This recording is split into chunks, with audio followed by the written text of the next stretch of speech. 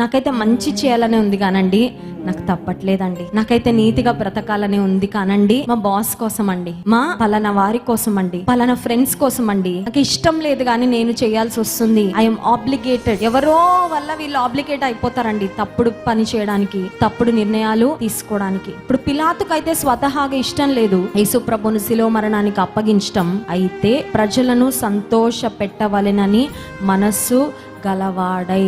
మన జీవితంలో అనుదినము మనం తీసుకునే నిర్ణయాలలో కొన్ని డెఫినెట్లీ కొంతమందిని ఆనందపరచడానికి చేస్తూ ఉంటాం, అవునా కదా? అమ్మనో నాన్ననో లేకపోతే సిబ్లింగ్స్నో, అన్నదమ్ములనో, అక్క చెల్లెలనో, భార్యనో, భర్తనో, బంధువులనో, స్నేహితులనో ఎవరినో మెప్పించడానికి కొన్ని నిర్ణయాలు తీసుకుంటాం. ఇతరులను మెప్పించే క్రమంలో దేవుణ్ణి మాత్రం చాలా బాధ పెడతాం. మనం దేవుణ్ణైనా బాధ పెట్టడానికి రెడీ అవుతాం కానీ మన తోటి ఉన్న వారిని మాత్రం మనం బాధ పెట్టడానికి చాలా సార్లు ఇష్టపడం.